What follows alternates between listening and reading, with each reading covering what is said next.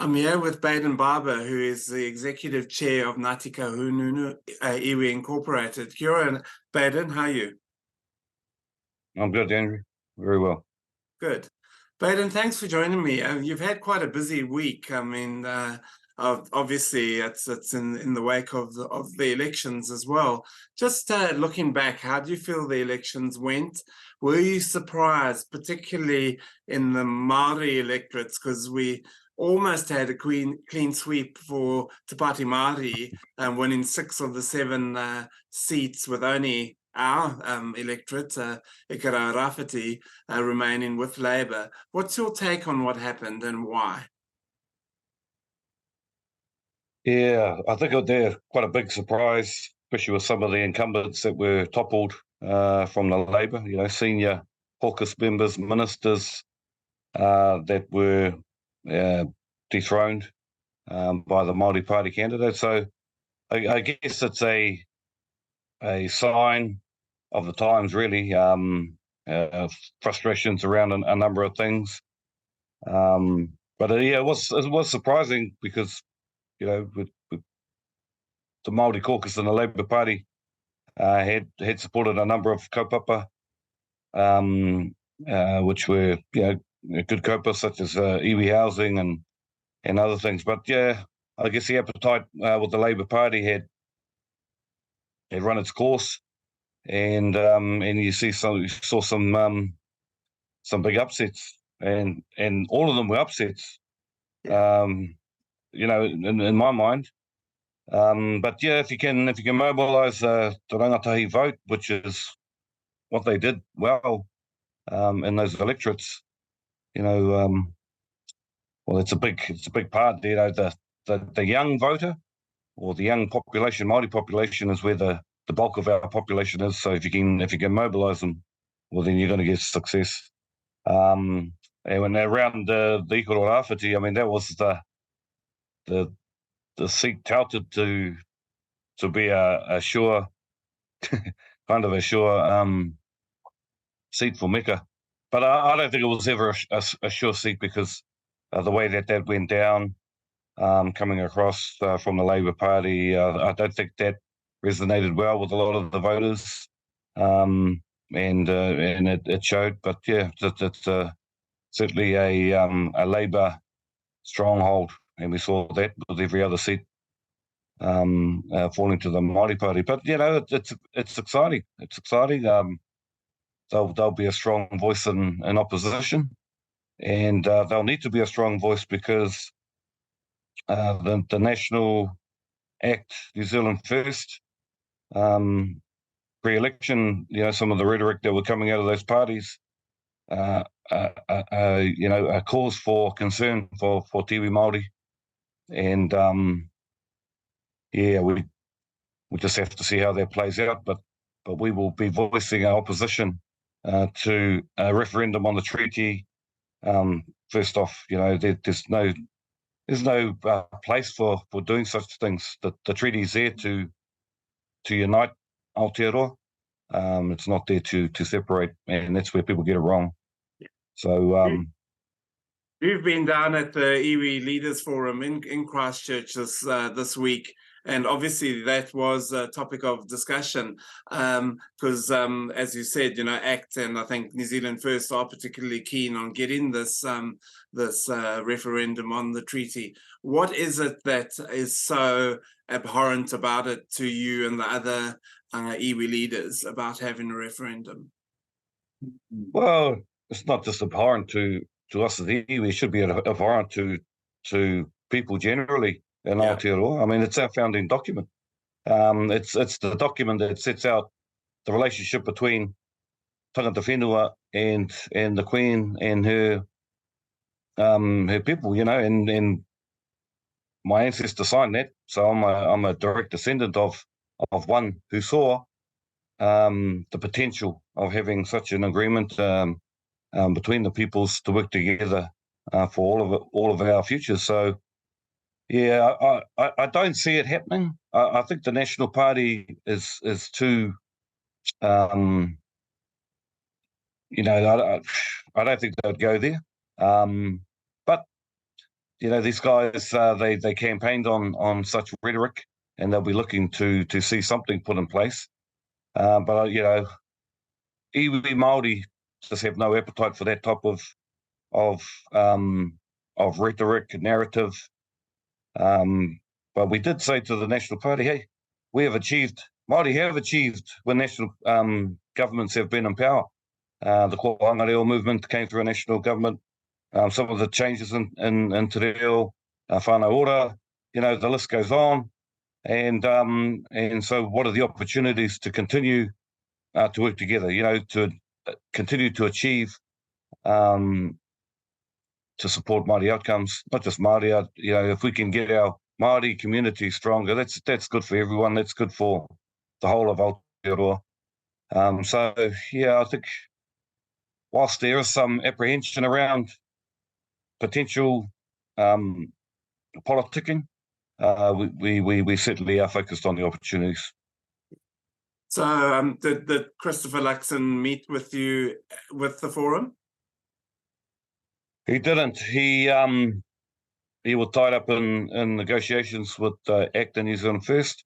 He did send his apologies, and he sent about 6 of his MPs along to represent the National Party. And who was leading that delegation? Shane Reti. And then he had Tama Potaka, Louise Upston, and the other 2, I can't remember. I don't know them. Yeah.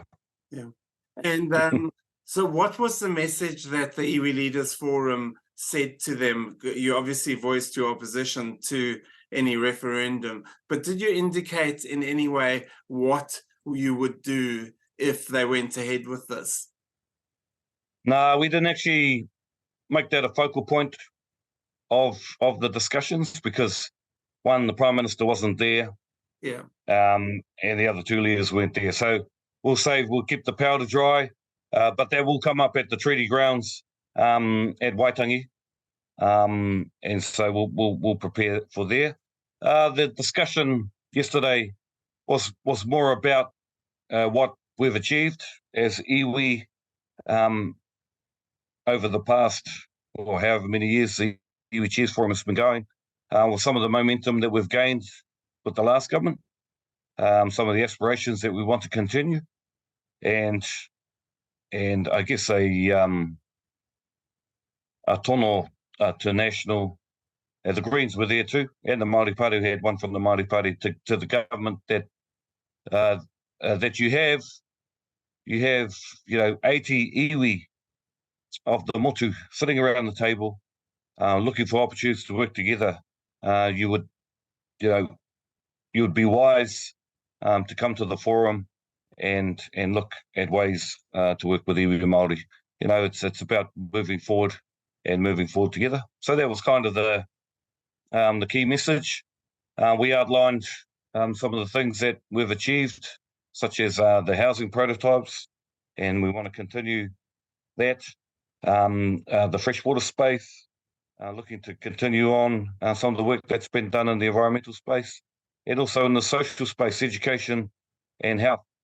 We're keen to look at how we can give Māori more empowerment to lift some of the outcomes that sadly are not too good when we're looking at talking health and education. And even the state of the environment. So, there's a lot of work to be done, and governments can't do that themselves. There's no government that can do that work. The governments are there to empower communities, and the Māori community is saying, okay, here we are. We have resource, we have people, and we can work together with you with what you can do and get better outcomes for all. So, it was good. It was a good meeting. Just an introductory meeting, just still waiting to hear how the government's going to be formed, what that's going to look like. So I think the meeting at Waitangi, which is our next iwi Chiefs Forum, that'll be the biggie. Yeah.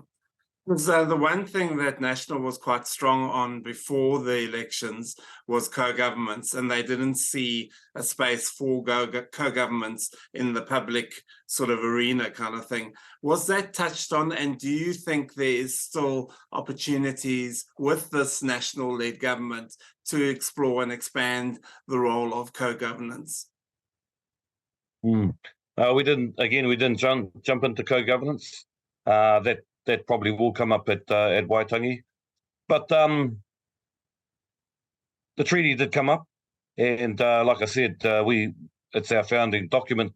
We as iwi Māori are here because, we're here with everyone else because our ancestors thought that was a good idea, to sit down and to have an agreement with the Queen at the time, and to pave a way forward for our country. And so if I think about co-governance, well, yeah, it's a similar thing. The aspirations of Māori can't be blurred into the background. And we have, you know, and if I look at the election, we have a younger, educated, population that can speak te reo, that can articulate themselves in Te Ao Pākehā as well. And co-governance isn't something to be feared. It's something to help support and empower a key part of our community, which is the Māori community. So, yeah, we'll be continuing to talk that way. But yeah, we'll have to wait and see how it all kind of plays out with the government. But that will be our kōrero. Co-governance isn't something to be feared. We need to take that opportunity and use it to pave a way forward for our country. Yeah, absolutely. So now just going closer to home, obviously you've got a lot on your plate when it comes to the iwi and the iwi business. And obviously one of the big things you've been dealing with is the closure of Takitimu and getting things back on track with that. How's that process gone, and what stage are you at? Yep. So we did go through that process, and we have shut down Takitimu. And you know, immediately you could feel, you know, some relief in terms of looking at our financials. I mean, we weren't continuing to push good money into bad. It's a hard decision because we had to lay off 33 staff. Yeah. But the majority of those staff were able to find other work, so that was good. But still, it's still a hard decision to make, but the right decision nonetheless. And from there, you know, we can. Our asset holding company has put out a draft SIPO, statement of investment priorities, and so we have a pathway forward to get our iwi back into a healthy financial situation, which then can support the iwi, our language revitalisation, our housing kaupapa, our education scholarships, etc. So yeah, it's about the oranga supporting, or the ohanga or the economy supporting the oranga, or the social, cultural and well-being outcomes of our iwi. And so that's where we're totally focused on that. And we are seeing a lot of light at the end of that tunnel. So, yeah, there's had to be some hard decisions, but they were the right decisions, and we're already seeing the fruits of those decisions today. So, yeah, I'm really confident and optimistic about the future. So, what are any new investment opportunities that you've identified and are taking? So we're looking at a few at the moment. In terms of our farm, Tautani Station, we've been able to sit down and have a strategic look at where we want to position ourselves with that farm, and possibly looking at some neighbouring properties. We also have some land holdings in Ahuriri that are, you know, they're good land holdings, and we're in some discussions with potential partners around what we could be doing with that. And I could already, we already have people coming and knocking on our door now, looking to partner up in the commercial space, and that's because they can see, okay, we've made the tough decisions, the right decisions. We've got good directors on the commercial board, and so people are like, okay, it's because the iwi still has a lot of influence, and partners can see that and are willing to come and say, let's work together. So that's going well. And then on the iwi side of things, working hard and flat out in the housing space. So one of the things that we've had to do is to procure about 115 temporary cabins for whānau that were impacted by the flood.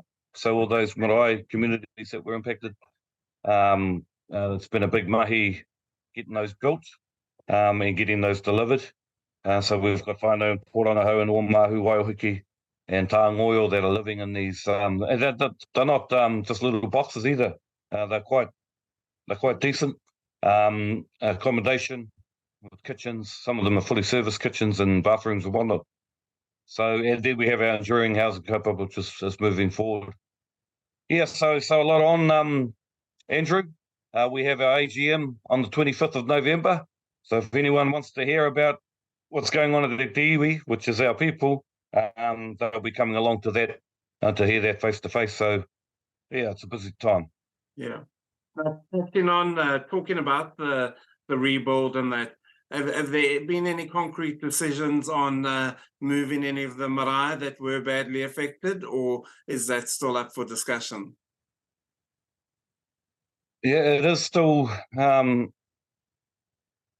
up for discussion. I mean, a lot of talking amongst themselves. We have two marae that are in that kind of category, Tāngoio and Petane. And we have category 3 land, which is currently being negotiated with councils. Category 3 Māori land is a little bit more complex in terms of multiply owned land. And so having consultation with all owners, making sure they have the information, and then looking for negotiation points between mana whenua and the Crown. So this isn't negotiations with the councils. These negotiations are directly with the Crown. So, okay, need to move the marae. Well, where's it going to be moved to? Okay, and these are types of discussions that need to be negotiated further. Where places like Tāngoio, there's not many other category 2 or 1 pieces of land in that whole valley. So they have that decision to make, identifying land that would be suitable, and then looking to acquire it, purchase it. Yeah, it's quite a big process. Yeah. Okay, well, thank you so much for your time, Bayden. Bayden Barber, Executive Chair of Ngāti Kahungunu Iwi Incorporated, and we'll touch base with you again soon. Yeah, no worries. Thanks, Andrew. Thank you. Take care. Kia ora tātou.